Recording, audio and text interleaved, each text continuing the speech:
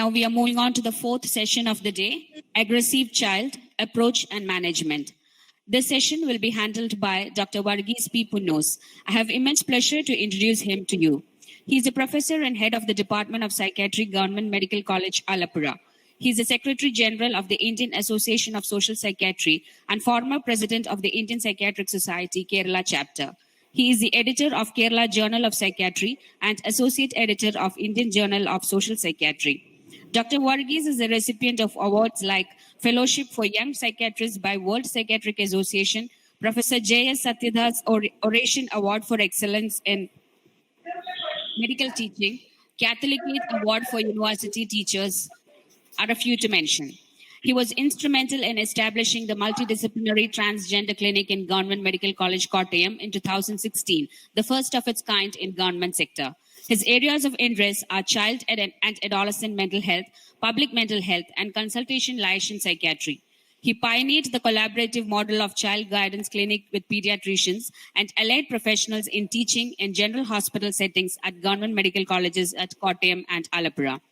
He has, to his credit, more than 30 publications in reputed journals. He has authored and edited handbook on suicide prevention and has contributed a chapter on psychopharmacology in the UG textbook of psychiatry by the IPS. I have immense pleasure to welcome you, sir, to AUGMENT 2021. And this session will be chaired by two illustrious personalities, Dr. Krishna Kumar K., Director and Professor of Psychiatry, IMHANS Calicut, and Dr. Varsha Vidyadharan, Assistant Professor of Psychiatry, Government Medical College, Calicut. Welcome you, sir, and welcome you, ma'am. And I request you both to now please take over. First of all, I thank the organizers for this opportunity to chair the session on behavior disorders in children. And it is actually the last few sessions were excellent, very informative, and I should congratulate the GMHC team for organizing this excellent CME program in spite of the odds related to the COVID pandemic. Coming to behavior disorders, anybody who deals with children know that behavior disorders in children are on the increase.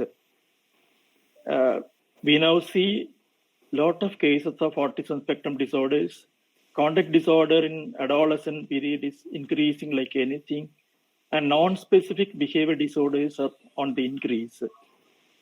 Partly maybe due to increased awareness, but there is definitely actually increase in cases due to many factors, environmental factors like changes in family dynamics, digital media use, and maybe other factors like genetic, epigenetic factors may be involved. I see this increase actually parallel to changing spectrum of disease in children, in overall diseases in children. When we were doing PGs, infectious diseases were the predominant during childhood. But now, many infections have disappeared or have become uncommon. For example, rheumatic fever cases have become uncommon, whereas other cases are coming up, like Kawasaki disease is now very common in children. Autoimmune disorders like autoimmune thyroiditis, autoimmune encephalitis. Previous session, they were talking about autoimmune encephalitis.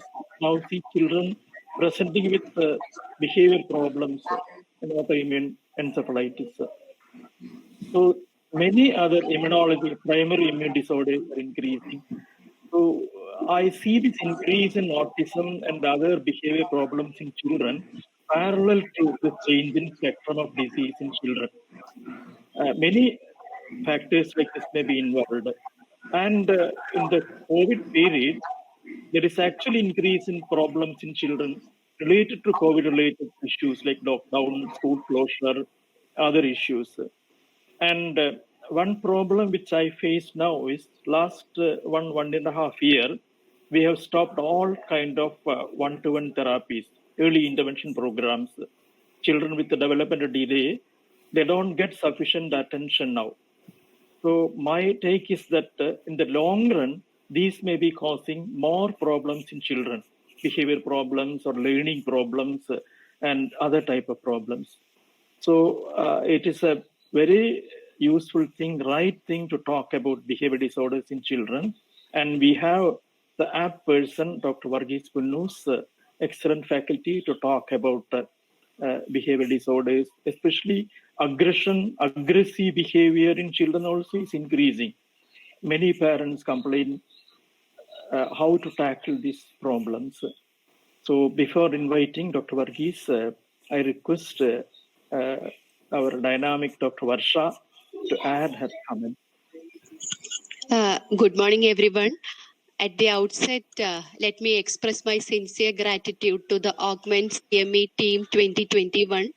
Indeed, this is a blessed moment for me to be a part of this platform wherein my own teacher is presenting the topic today.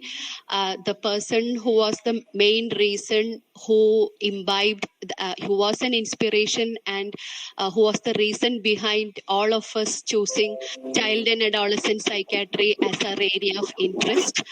So let me thank the AUGMENT team especially for that, and also here with Krishnamar sir, another veteran in the field of child and adolescent psychiatry.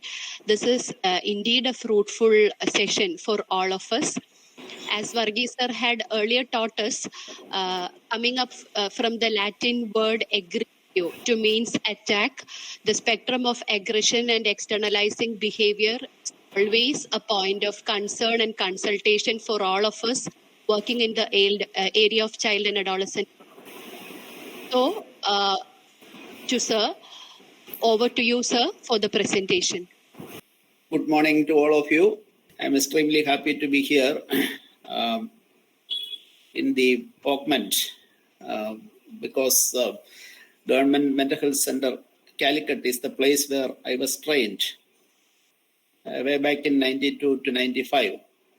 During almost half of my PG training, I spent my time in the Government Mental Health Center, Calicut, and I have very fond memories of that area. And again, Dr.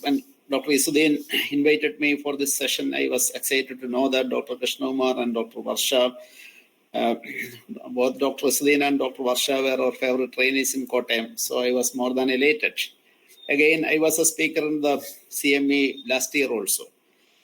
So the topic allotted to me today is the aggressive child approach and management. And Dr. Krishnamar has given a very excellent introduction to the problem of increasing number of behavioral problems presenting to our pediatric and psychiatric setups. So for today's purpose, I'll be focusing on the child with aggression as the leading presenting complaint or target behavior.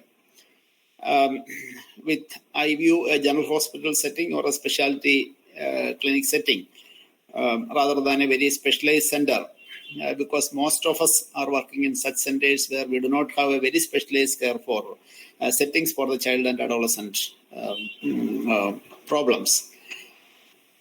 When we train our juniors, I tell them that, okay, you classify problems into, it's a classical teaching in psychiatry, internalizing behaviors, externalizing behaviors, those children with poor scholastic performance, and like that. So our topic for today, the externalizing, the aggression probably falls under the externalizing behaviors. Like, for example, anger, irritability, hyperactivity, impulsivity, oppositionality, lying, stealing, truancy, cruelty, use of substances, engaging in high-risk behaviors. All these come under the externalizing behavior. This is for the ease of approaching the problem. So when a child or an adolescent presents with predominantly externalizing behavior, there is an algorithm to be run. So that will lead to certain diagnosis or set of diagnosis. For the ease of handling the problems in child and adolescent clinic, this approach is usually taken. As Dr. Krishnamar was trying to tell, the number of cases of children with externalizing behavior are increasing day by day. More and more number of children and adolescents brought to child and adolescent clinic with externalizing problems and aggression. I am reminded of the frequent statements by my own professor, dear James Anthony sir, when he used to discuss child and adolescent cases, he used to make the statement, children are not that angels we would like to believe. So the kind of behavioral problem, externalizing problems they engage in, just reminded of the great teacher, especially whenever I think about my PG days, James Anthony sir's name come to my mind first. Pronouns to sir. Next slide. So before we go to the assessment, we should always keep in mind that aggression, even though it can come to the attention of clinicians, you have to keep in mind, we need to keep in mind that some of the aggressions in children can be in the normal range. For example, aggression is a basic instinct for survival, according to the Freudian school of thinking. And it's a very common experience in pediatrics that a normative aggression can occur as a part of the normal developmental trajectory. For example, the tantrums exhibited by the toddlers, frequently referred to as the terrible twos and the terrible threes. Young parents would be, many of you will be going through, I don't know, Varsha might be going through these kind of experiences that your young children are difficult to be managed, and it can be quite normal. And aggressive responses related to the temperament. We know there can be difficult children, and if the child's temperament does not match with that of the mother's, it can be a cause of maybe an aggressive responses. And very often we come across maybe more than the toddler problem or more than the infant problem. What we come across in clinical practice is the aggressive response by the adolescents, mostly in response to the developmental crisis or the interpersonal or academic difficulties or conflict with parents or peer groups they are facing. So these are all can be considered as coming under the normal range of aggression. So I always remind my trainees to keep the possibility, to keep a null hypothesis that the child's behavior is normal, to avoid the danger of overdiagnosing psychological disorders and psychiatric problems in children. And after rolling out the possibility of the normative rage or the normative aggression, one has to keep the possibility of aggression which occurs in the pathological or in the morbid range.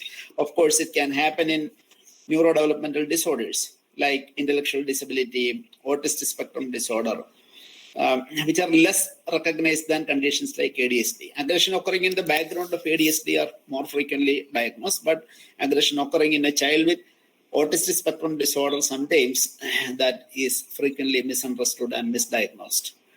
Aggression occurring in disruptive disorders like oppositional defiant disorders and conduct disorder. I have left out intermittent explosive disorder deliberately because personally I am not very convinced about that diagnostic category. I haven't made any convincing diagnosis of intermittent explosive disorder, even though it is listed out in DSM. And that is also fairly, we are all familiar with. Aggression, which occurs as a part of mood disorders, anxiety disorders, especially mood disorder, depression can present atypically in children with aggression and irritability, a fact which is well known to psychiatrists and pediatricians. Obsessive compulsive disorders occurs. It's a frequently missed cause of aggression in children. We will come to that a little later. Or maybe even the prodrome of psychosis, which can occur in an adolescent person. And finally, aggression related to the addiction disorders. So I was listing out these conditions, the normative aggression as well as the morbid aggression. But a very important point which has to be remembered is whether the aggression is normative or morbid, it is heavily influenced by learning and experience. So Michael Rutter says children act the way they do because they have learned to act that way. So learning is important, whether it is normative or as a part of a psychiatric disorder. Learning becomes so important in understanding aggression. So that is the reason why assessing the parenting styles and family factors is so important. It is silent but salient in understanding the aggression in children. So every assessment will be incomplete if you do not evaluate the operant factors, the antecedent behavior, consequence of the behavior, clearly defining the aggression, the undesirable behavior, and what are its antecedents and what are its consequences. So every workup or every clinical workup of a child with aggression should be focusing on this ABC analysis. So this is a case, Vignesh, a 12-year-old boy recently was brought to our department. He was actually brought by the Child Welfare Committee, and he landed in police custody for picking a fight with a local group of vendors in the Alapi beach. He was the only child in a single-parent family, mother employed as a housemaid. So obviously, he doesn't have any, as Dr. Krishnamar initially mentioned, with the onset of, with the lockdown period, the child is left unsupervised most of the time. He is not attending school and he is unsupervised at home. He leaves home early, she leaves home early and comes back late, and there is no supervision. Father had alcohol dependence syndrome. There is a history of intimate partner violence, and they are separated for the last 5 years. He had a lot of disciplinary problems, and he was sacked from 2 schools he attended previously. And mother says that though he is interested, he is not though he is intelligent, he is not interested in reading and careless in writing.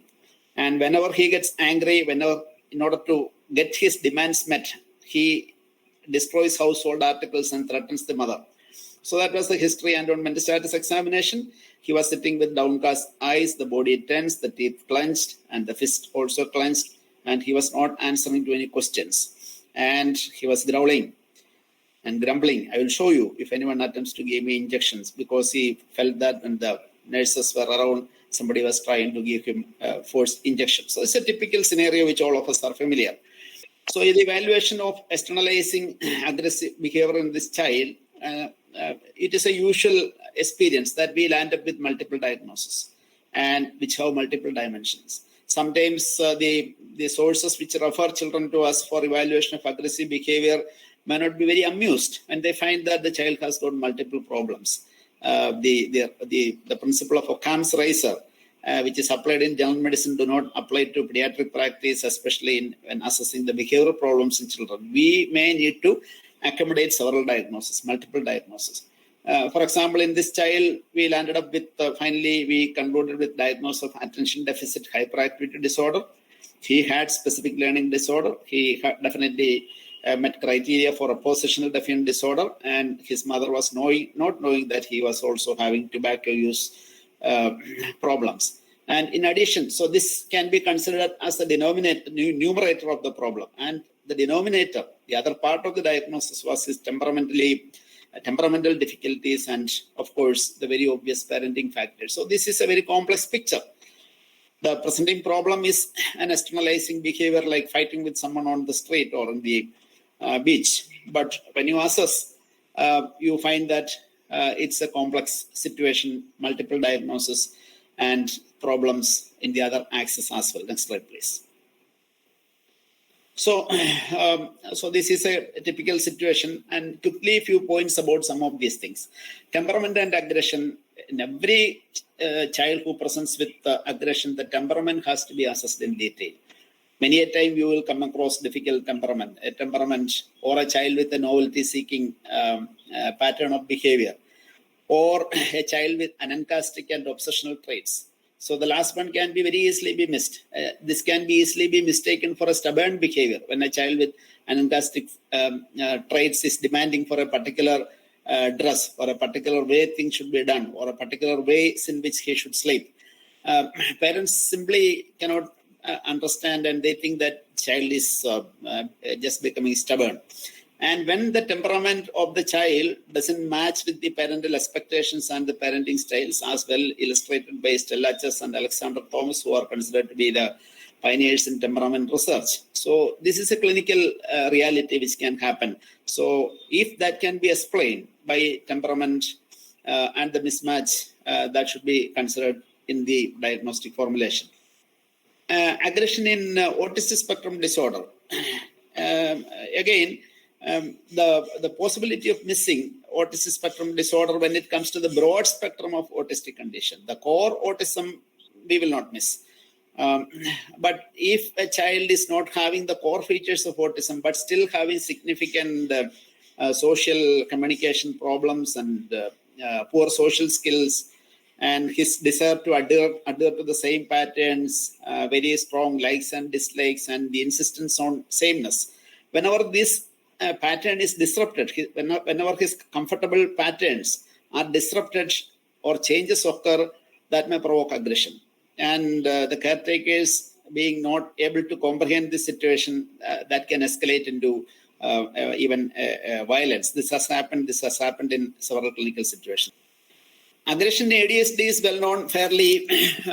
Most clinicians will not unlikely to miss if aggression is happening as a part of hyperactivity and impulsivity. The basic problem is the child is not getting the time to reflect on the course of action, without reflecting on the possible consequences, without reflecting on the multiple options available to him. The fist may come before the brains. So that is what happens in children with ADHD. Aggression in mood disorders, anxiety disorders, and OCD. It's a well-known fact in practice of child psychiatry that depression can present with the dysregulated mood or an irritable mood. Annoyance, irritability, anger outbursts can be a very frequent symptom of depression in children. It's atypical that distinguishes depression in childhood from that of adults. And of course, anxiety, even though classically we find internalizing symptoms when a child has got anxiety disorder, but it is possible. For example, a child with severe separation anxiety resulting in school reluctance and the parents putting a lot of pressure on the child to attend the class. Okay, this can result in very aggressive outbursts, very frequent presentations in our clinics. And OCD, I already mentioned about the obsessional traits, but the OCD in childhood itself, we know it's different. Phenomenologically, it's different from the adulthood OCD in the several respects. The lack of insight, the lack of resistance, and the child's obsessional need for perfection and slowness, and insistence on things to be done in certain ways. As already mentioned, in the case of the temperamental traits, this can become a source of friction, a frequent friction with the part of the parents, and parents sometimes probably having the same OCP traits, or sometimes even OCD. Because of lacks of flexibility, this can escalate into aggression and violence. Not an uncommon scene. The only thing is that this can be frequently missed. Aggression in the oppositional defiant disorder and conduct disorder. So typically, aggression is associated with what comes to our mind first. When a child is having a perpetual or repeated problems of aggression, child could be having a oppositional defiant disorder or conduct disorder. But the kind of clinical practice we are doing, we are keeping this diagnosis to the last, because the other possibilities, the other psychological and psychiatric problems have better outcomes and better ways of intervening with them. More pharmacological options are there.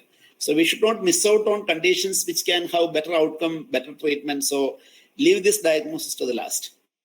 The trainee psychiatrist, I tell them, leave it to the last. Only if the core features of ODD and CD are met, then only venture to make this diagnosis.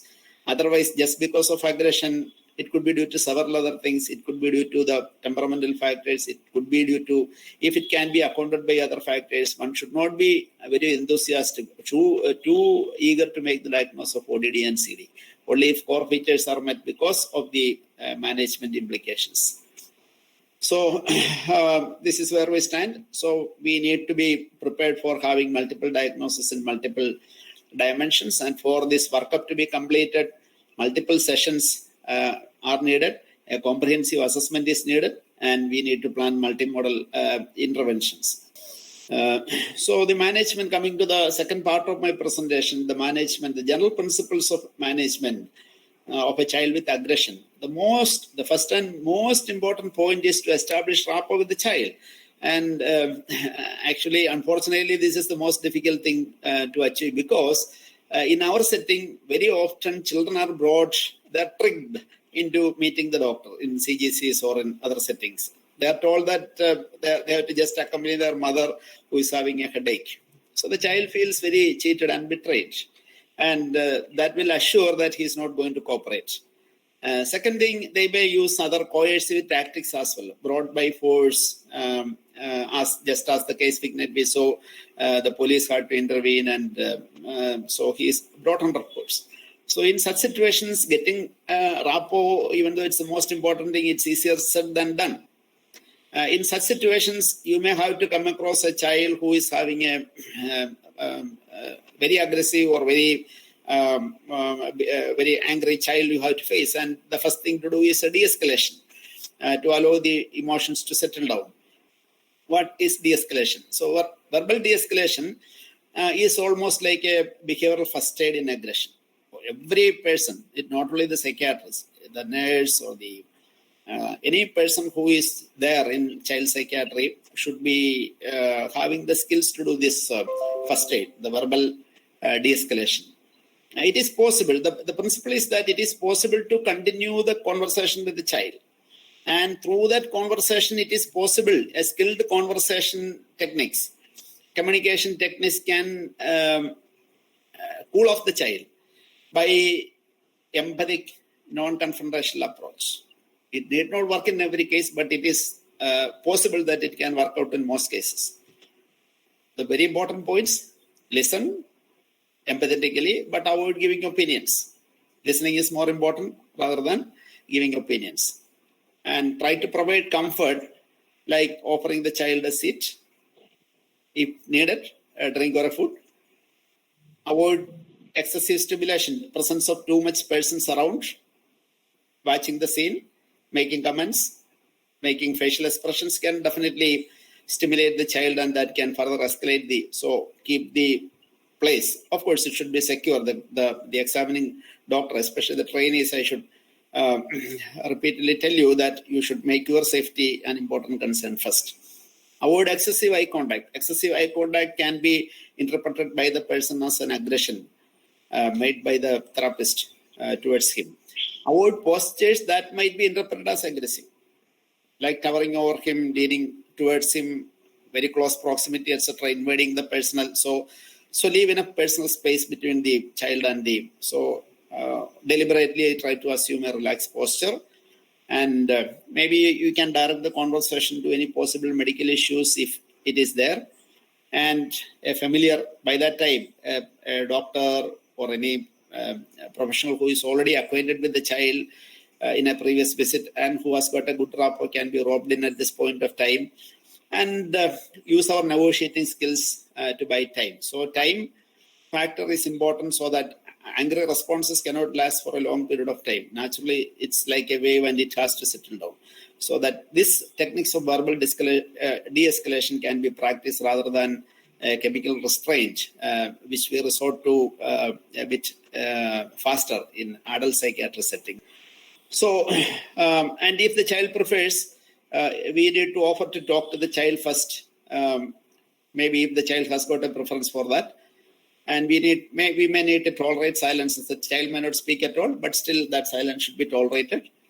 And we need to be honest enough to tell the child that he is brought here for evaluation of his problems or his family's problems, to put it in a more diplomatic manner. And the parents should also be clearly told that this is the playing a drama is not at all the good way or the best way to handle this problem. All of us need to be honest to the children, because intelligent children can see through the games the parents are playing. And a clinician or a professional should not be provoked by the child's defiance, which we should expect in such kind of a setting. And what we should be trying to convey a message that he is going to get a fair deal in a setting like hospital. So this is all what we can do in the initial phase, and these are some of the general principles. The question comes for an aggressive child. As we have already stated, it's clear that a lot of time is needed. Multiple sessions are needed. Even for a de-escalation may take one's whole session. So one need to be patient to deal with child patients. So we may wonder about the possibility of admitting the child to complete the assessment, or maybe as a part of our treatment. So this has become very difficult in the recent times. If you carefully read the provisions of the Mental Health Care Act, it's almost impossible to admit a minor nowadays. Section 87, admission of a minor. Please, I ask the trainees to do it as a homework. There are 13 subsections. I think the section with the largest number of subsections. And again, 4 clauses for the subsection 3. Since we do not have the time to go through section by section, see, for example, section 87, subsection 3 and clause C. Mental health needs of the minor cannot be fulfilled unless he is admitted. So it's a last resort, they say. And not only that, we need to have 2 psychiatrists or 1 psychiatrist plus 1 mental health professional, 1 psychiatrist plus 1 medical professional. The written request by the nominated representative. Of course, we can substitute the parent or guardian for that. And we need to send a report immediately within 72 hours for the Mental Health Review Board scrutiny. So it's extremely difficult procedure to get a child admitted for whatever reason under the Mental Health Care Act. So one of my suggestions is to develop a standard operational procedure for each departments. One of the good standard SOP, we can have it from NIMHANS CAP. They have developed a CAP, but I think we should not be entirely copying it because that is developed for that setting. So most of us are working in general hospital settings where we have very, very limited manpower and even physical settings. But an SOP can be very useful. That can protect you from the Mental Health Review Board comments about that. So advisable for all the CAP units to develop an SOP, standard operational procedure for if admission is needed. Tackling the parents and guardians is extremely important. It can be even more difficult to tackle the parents than tackling the child. Parents also may need de-escalation. They are in need for help.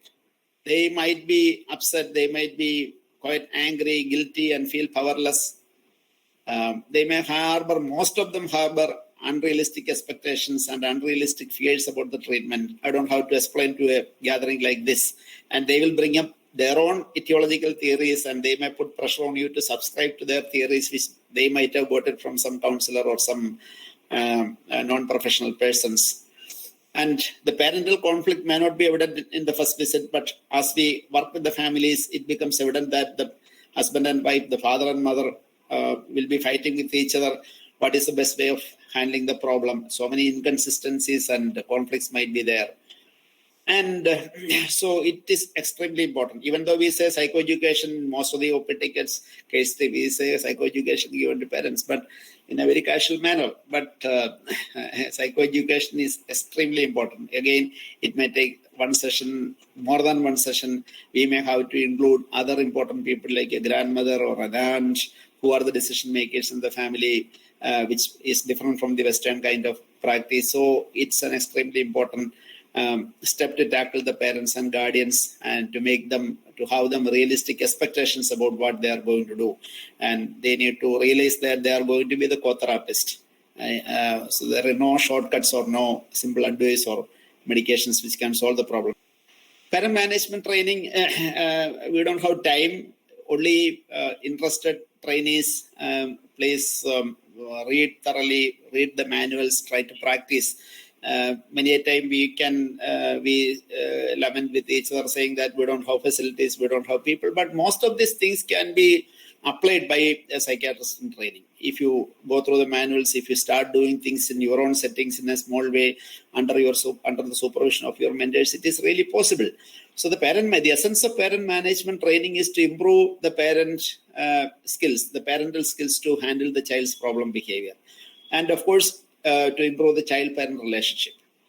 So we use all the behavioral techniques. At the outset of this presentation, I said behavior theory. The learning theory is the basis for managing, understanding and managing the behavioral problems like aggression. So the importance of praise and rewards, the contingencies, the positive reinforcements, clear set of directions and rules, the need to be consistent and calm when undesirable behavior occurs, and the parents' role of proactively reorganizing the child's time and day so that they get the parental supervision, etc. So these are things, simple things which can be done in a structured manner. If you can convince the parents about their ability to acquire these skills, it really works. Behavioral parent training, because to re-emphasize, the parents need to realize the simple fact that children act the way they do because they have learned to act that way. So this has happened somewhere during their.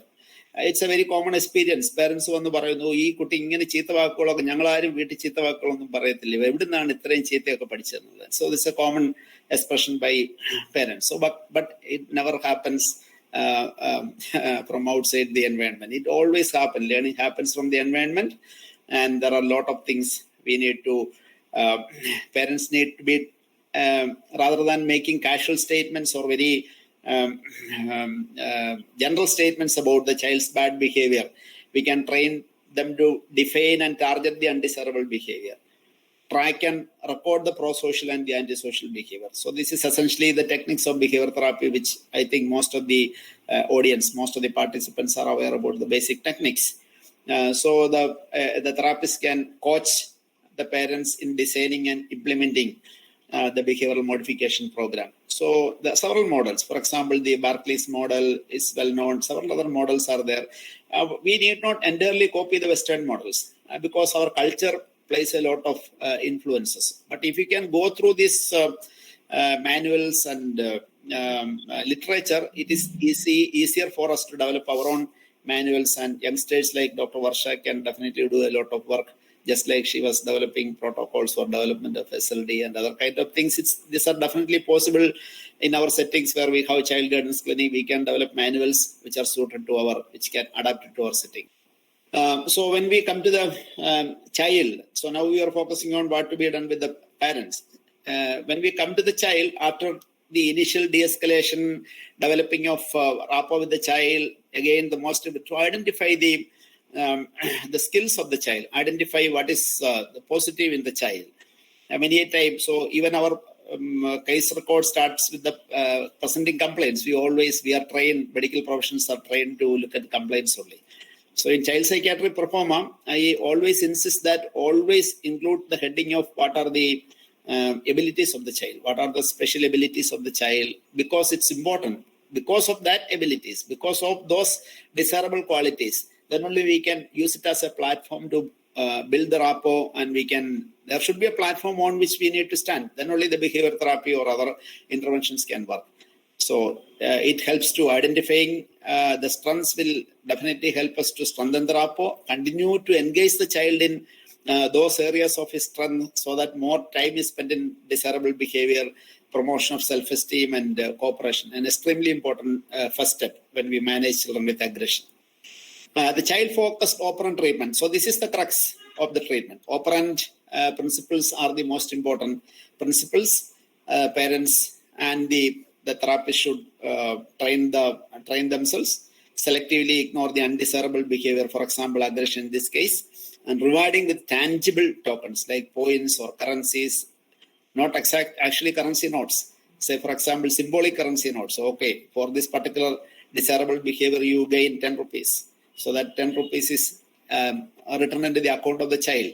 Later on, he can redeem that so suppose if he has accumulated 100 rupees, he can redeem that 100 rupees for certain desirable activities like going for cycling in the nearby place and coming back. Again, he can be given another reward of 50 rupees if he comes back at the appointed time, etc. So this tokens or points or currencies can be used as a micro token economy. And the principles of response cost and time out when they are engaging in undesirable behavior, and the parents' instructions to be specific and direct. One behavior to be tackled at a time rather than trying to tackle several behaviors together, which is destined to fail. And very important, need to be consistent. Both parents and all other elders in the family, parental figures should be consistent in their attitude. These are basic. So because of lack of time, I'm leaving that. So another specific therapy for aggression is CBT. targets are to reduce the aggressive behavior, increase pro-social behavior, correct cognitive distortions and inaccurate self-evaluation, improve abilities for emotional regulation and reflection. So the paucity of time will just remind the headings only. Problem solving skills training. So I recommend for trainees to read Alan Kasdan's work on the problem solving skills for children with conduct problems and aggression. The 5-step problem, the 5-step program, details are good. So he uses, Alan Kasdan and his team uses a method of games, the checker games, to teach the children how they can solve a problem. And later on, from the game, they slowly move on to lifelike situations and then finally real life situations. So this translation of the skills for problem solving occurred through the games is finally translated to the real life situation. So that is the Kasdan program, 5 steps. The step number 1 is to identify the problem. Second is to brainstorm more than one, encouraging the child to generate more than one possible solutions to the problem, and then evaluate each one in terms of possible consequences and make a choice and then apply it, and finally evaluate and refine. So by training children, either as individuals or in groups, the training of aggressive children to use their heads before using their fists. So that is the philosophy of Kasdan. So the children are trained to reflect more on situations where they're likely to behave in an aggressive manner. So just the bullet points only. These are things which may require a workshop for a detailed pharmacotherapy. The last part of the presentation, the pharmacotherapy. The pharmacotherapy, many people consider pharmacotherapy as a sin. It's very difficult to convince the parents, even though parents think that we should give some immediate solution to that problem. But when we begin to talk about pharmacotherapy, sometimes their unrealistic expectations about pharmacotherapy comes to the fore. The only problem is that when pharmacotherapy is used as the sole measure of managing aggression or undesirable behavior in children, that definitely brings up a problem, ethical problems and unscientific attitude to it. Pharmacotherapy, when it is combined with the operant treatments and CBT, this can work really well. Most of us who are working will agree to that, but it becomes a daunting task for us to convince people, especially even people from medical profession. So real life situations may demand the use of medication, but it should not be as already stated, it should not be the only method of treatment. So the general principles are medications are useful when aggression is related to, so identifying the comorbidity or identifying the multiple diagnosis is very important. The presence of impulsivity, the presence of mood symptoms, the presence of obsessions, the presence of hyperactivity and impulsivity. So these are the factors which might predict a good response to medications. So identify the comorbidities, and that will determine the choice of the pharmacological agent. So when you choose a pharmacological agent, it need not actually make the diagnosis, more than diagnosis, the domains which are affected. For example, impulsivity is a domain which can be targeted by medications. Mood symptoms are a domain which can be targeted by medications. So sometimes children may not meet the criteria for all these conditions, but they may have domains for which medications can be very effective targets. So child-specific medical comorbidities, for example, a child with obesity, child with asthma, Dr. Krishnamar, who is an expert both in pediatrics, and so he will be encountering such questions, opinions from psychiatrists and pediatricians whether medications are safe or not. And of course, the pharmacokinetics, considering the age and other medications the child is taking. So we should be careful and cautious when medications are prescribed. So emergency pharmacotherapy in aggressive child. So occasionally, even though we were focusing mostly on behavioral treatments, the operant treatments, the CBTs, etc., but it's a fact, it's a clinical fact that we may have to resort for emergency pharmacotherapy. And most of the centers and most of the authorities recommend haloperidol and lorazepam if we are going for parenteral preparations. So we can make our own SOPs where these agents are there. Of course, the dosage has to be titrated depending upon the age of the child, depending upon the weight of the child, depending upon the amount of aggression which we need to target, etc. Of course, liquid preparations like haloperidol and risperidone comes for help in several situations. But the real problem, practical problem, which comes when a request comes for surreptitious administration of psychotropic medications on a long-term basis. Many parents will push us for that, but ethically it's wrong. And in the long run, it will not help. We may need to convince the parents that, okay, surreptitious medications can be, okay, we can justify using surreptitious medications to maintain, to do some firefighting or to hospitalize a child, etc., maybe in some situation, but it is unethical and it might provide counterproductive if it is done surreptitiously for a long period of time. We are almost coming to the last part of the presentation. One slide about the application of physical restraints for the aggressive child. As we have already mentioned, the Mental Health Care Act is heavily focusing on the rights, especially of the minors. So it should be done only in exceptional situations, only when it cannot be avoided, and develop and follow SOPs. Maybe we can model from that the demands which I already mentioned.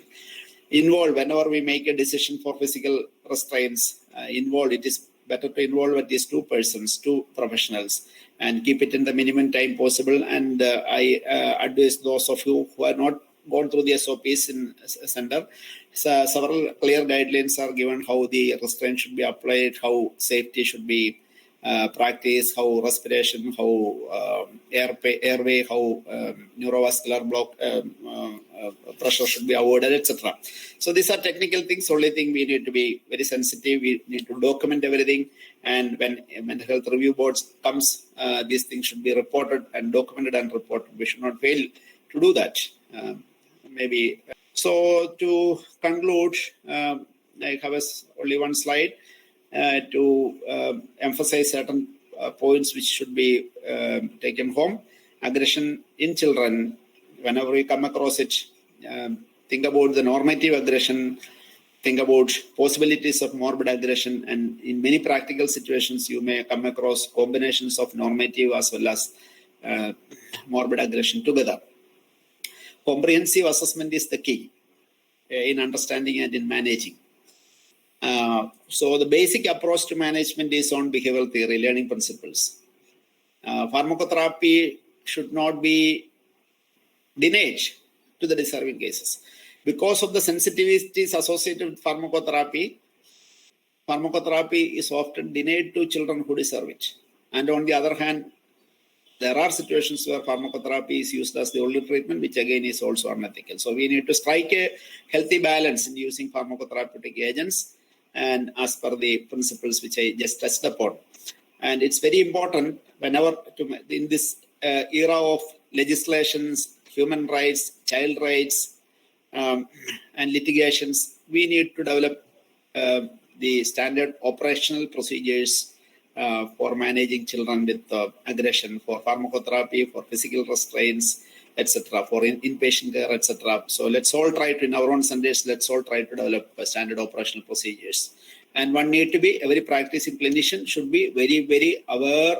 Ignorance is not an excuse before law. So the Mental Health Care Act 2017, and especially parts concerning the nominated representatives and Section 87, which deals with admission of minors, should be. So next slide, I conclude with profuse thanks for all the people who have invited me, Isudin, Dr. Varsha, Dr. Krishnakumar, Dr. Rajin, who was communicating to me continuously, Dr. Ramesan. I find Dr. Kamal Hussain sir, Kunjikoyam sir, I don't know who are the other people who are all there, with all fond memories on GMHC. So I conclude this session just reminding this quote: child is not just a small adult, just like this lizard is not a small crocodile. So we need to address aggression in children with a different mindset. We should not translate the adult practices to child psychiatry. Thank you all. So thank you, Dr. Varghese, for the excellent, very informative talk, especially the management aspect. I would like to highlight some of the points which Dr. Varghese Pinus has elaborated. In a child, when you decide whether the behavior is normal or abnormal, it is very difficult. one thing to be considered is the age of the child. A behavior which is normal in a 4-year-old child may be abnormal in a 10-year-old child.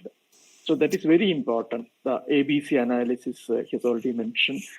And usually, if there is functional impairment, if the behavior is causing problems in the family, at the school, or in relationship with others, then we can consider that behavior needs intervention. You need not say it is normal or abnormal. If it is creating problems, that behavior needs intervention. That may be a practical approach. And the other very important thing which Dr. Varghese mentioned is most of these behaviors are learned behaviors. And especially in a young child, the child learns from the environment. Now, what we say is the developing brain, especially the early period, is in a dynamic interaction with the environment. And all the environmental influences lead to changes in the neuronal connections, synapses. And so learned behavior, actually, the learning aspect brings about changes in the neuronal connections. And the behavior then sustains. And the other issue is in many children, mood disorders can present with behavior symptoms, externalizing behaviors. A child with conduct disorder or ODD symptoms, it is very important to look for underlying emotional disorders. And this is more important when we deal with children with autism or severe intellectual disability, where they are not able to communicate. Many a time, the behavior problem, through the behavior problem, the child may be expressing that I have some issues. Example, we had children with otitis media, children with autism and otitis media presenting with excessive behavior, abnormal behavior. Or we had recently a child with urinary infection presenting with behavior problem. So such things can happen. We had a child with autism with abnormal behavior, not responding to any type of treatment. He had limited communication. Then finally he said, Sopna Pottu.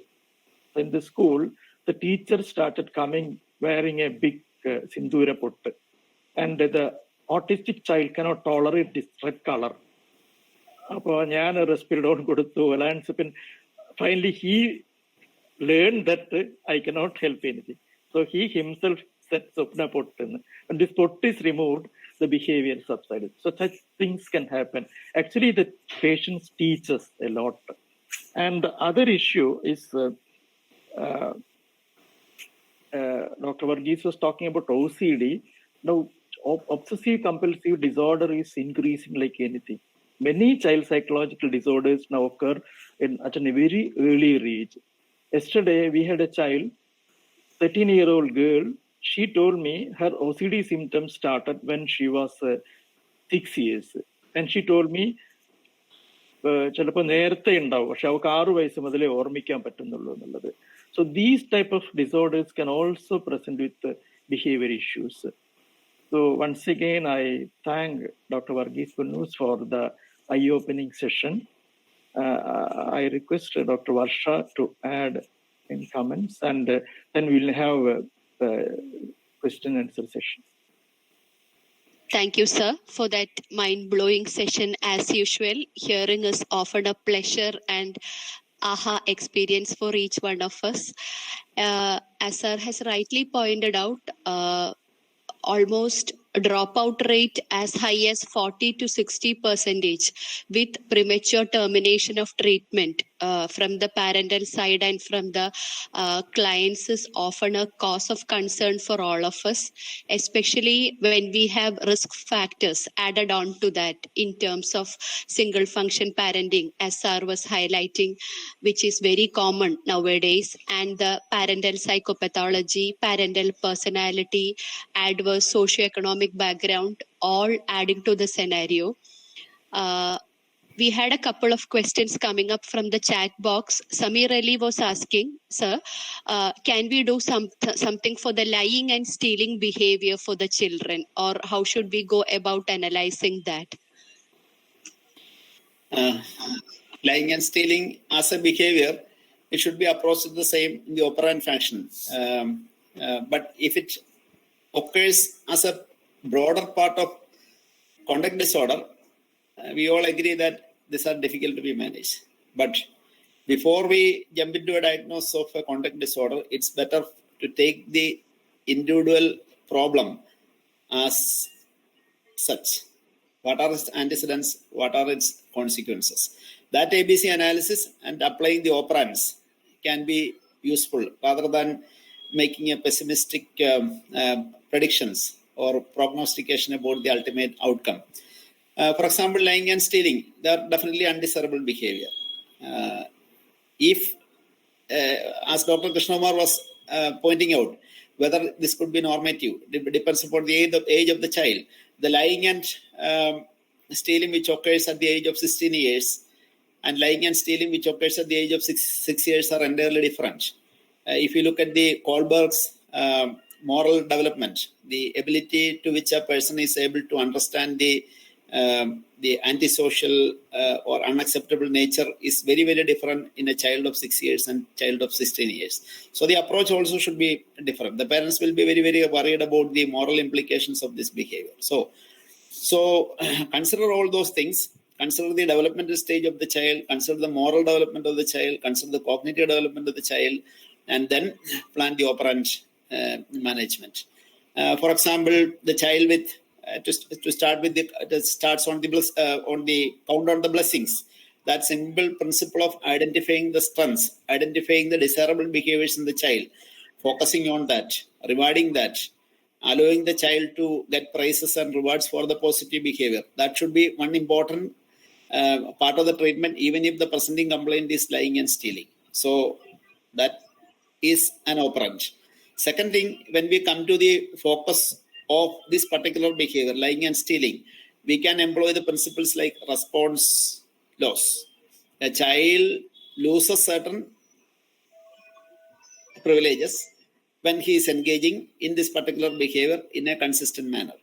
For example, a micro token economy, he has acquired 150 points in the micro token economy system, and an episode of stealing or lying can reduce certain 50 points or 30 points according to a pre-scheduled micro token economy. So these operant principles, if consistently employed, in my experience and in the experience of people who are really working continuously in this area, my experience is mostly patchy because every 3 years I get transferred from one place to other place. So definitely, even in the short term, these operant principles are going to work, and that is the only way which will work. So teach the parents, if the child is old enough, teach the child himself to employ these operant principles. Even though we may not get a quick result, that might be partly a solution for his problem. Maybe sometimes, it appears that the parental attitudes are also important. Even when for example, a child with ADHD, he has got a problem with controlling his impulses or delaying his gratification. A child has got a reasonable demand. Even the reasonable demands of the children are not met by the parents occasionally. So a child who has a problem with impulsivity, hyperactivity, and difficulty in gratifying his demands, it is possible that the child can get into this kind of behavior like stealing. So this has to be tackled in a very sensitive manner. We should be talking to the parents not to justify what the child is, or not giving a chance for the child to rationalize or justify his undesirable behavior, but the parental understanding of this behavior also should be tackled on the other side. So to put it short, we should go by the behavioral principles and common sense in tackling problems like stealing and lying. Thank you, sir. Any other questions, comments from the floor will be discussed now. Krishnamar sir, I have a question to Krishnamar sir about the inpatient care in IMHANS child setting. We don't have IT IP care setting. So frequently we were getting requests for inpatient care in government medical settings, and that is how I got so aware about the restrictions imposed by the Mental Health Care Act. We are trying hard to have an IP facility for children there, but that's a problem. In fact, I think we should take this up with Mental Health Authority. My feeling is that all these things are harmful to children because if you follow these legal clauses strictly, it will be very difficult to treat children, and many will suffer actually. Mental Health Care Act ties our hands in administering the proper treatment for children, especially when an IP care, inpatient care is needed. Dr. Shahjahan, I think I find Dr. Shahjahan in the audience. Yes, I'm here. Yes. In Alipi Medical College. It's surprising to find you here. I have completed my MPhil in behavioral medicine. That is why I got the. Oh, I just forgot about Hearing that. onwards. So Dr. Shahjahan is an interest in, he's a professor of pulmonology, my close friend in Kottayam and Alipi. He is one person who evinces a lot of interest in any topic related to psychiatry. So, but still, it's a surprise to find you here. I wanted to do some studies also with regard to asthma and COPD, in depression, anxiety, and in awareness. I am really interested in that. Actually, my MPhil thesis was on depression, anxiety, and COPD. I'm really interested to do something in asthma. So I have to encounter with many children, those having some issues, behavioral abnormalities with regard to asthma. That's why I am interested in joining that. That's why I gave an email and instantly I got the confirmation also. Thank you, Augment team, for allowing me to attend also. And Dr. Varsha is here.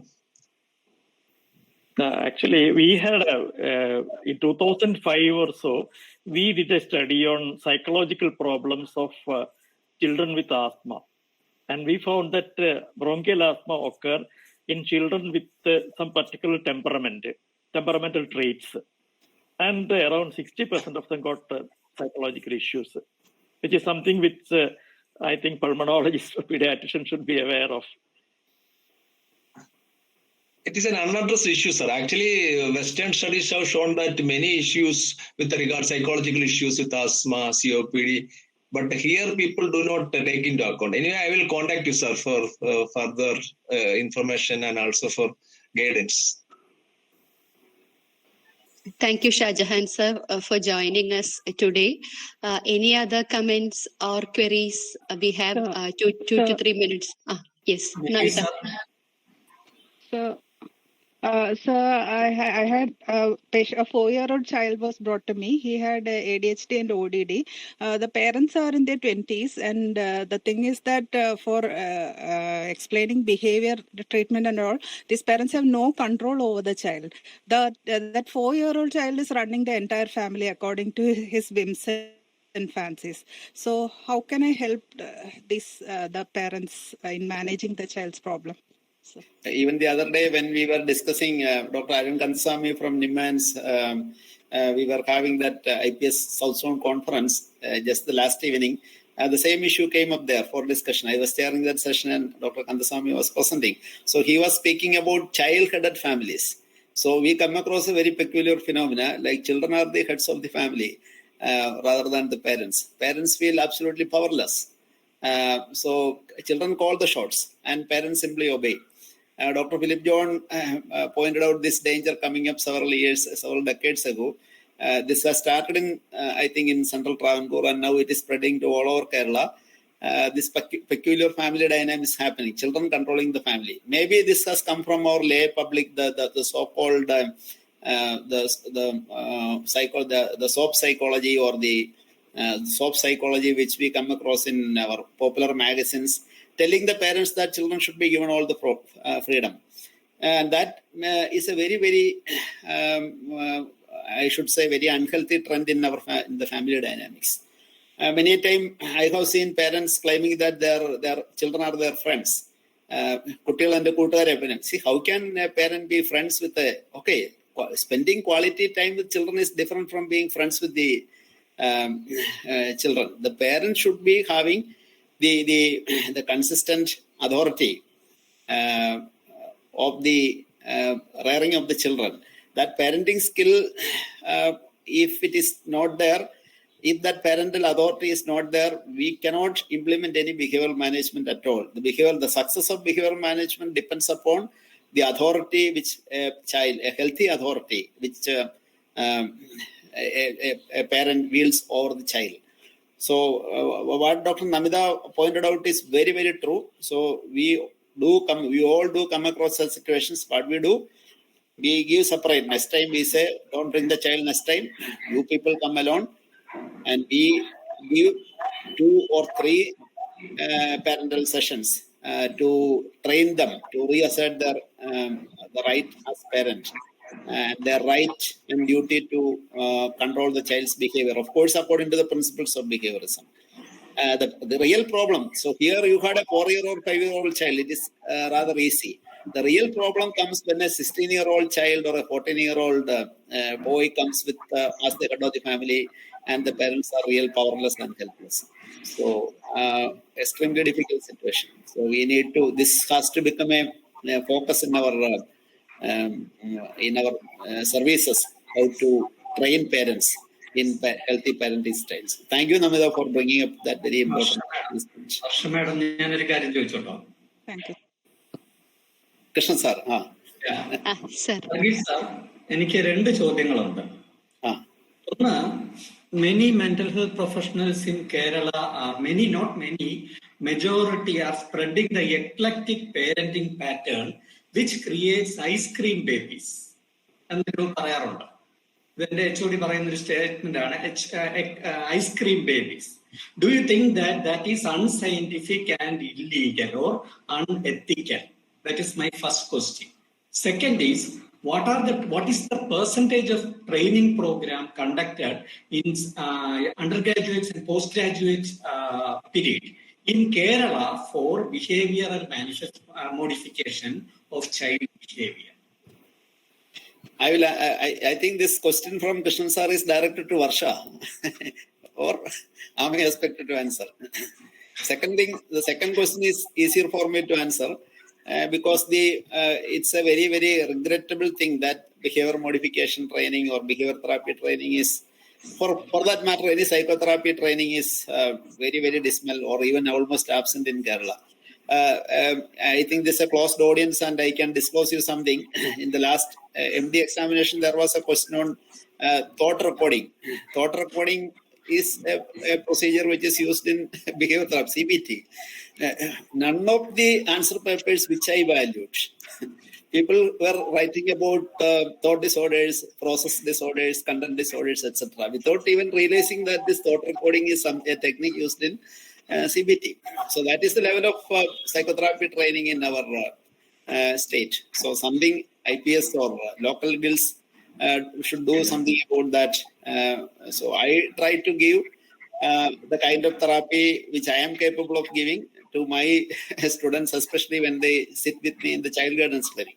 Varsha and Isuddin, they know that I have been trying to do a little bit of that from that period of onwards. But limitations of my competency or our competencies are there. So something has to be done to address this limitation of imparting adequate psychotherapy, behavior therapy, at least behavior therapy, CBT training to all the first question, I should admit that I did not really understand about the ice cream babies, your Trivandrum concept of ice cream baby ഞാൻ ഉദ്ദേശിച്ചത് ഈ കുട്ടികളെ എല്ലാത്തിനും നമ്മൾ സ്നേഹിക്കണം, അവരെ punish ചെയ്യരുത്, അവരെ വഴക്ക്, ഇതൊക്കെ പറഞ്ഞ് അവസാനം ഫ്രിഡ്ജിന്റെ കതർ അല്പം തുറന്നിരുന്നാൽ അലിഞ്ഞു പോകും.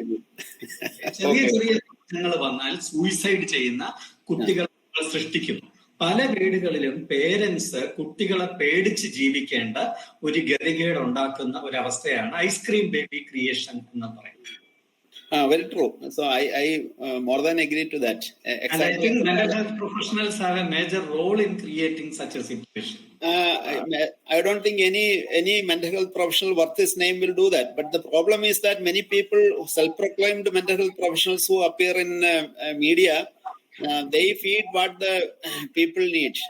സ്നേഹം കുറഞ്ഞു, ചെറുപ്പത്തിൽ സ്നേഹം കുറഞ്ഞു പോയി, സ്നേഹം കിട്ടിയിട്ടില്ല, അതുകൊണ്ടാണ് ഈ പ്രശ്നങ്ങളെല്ലാം വന്നത്. See, I am living in central Kerala and this is the area which is notorious for all these theories.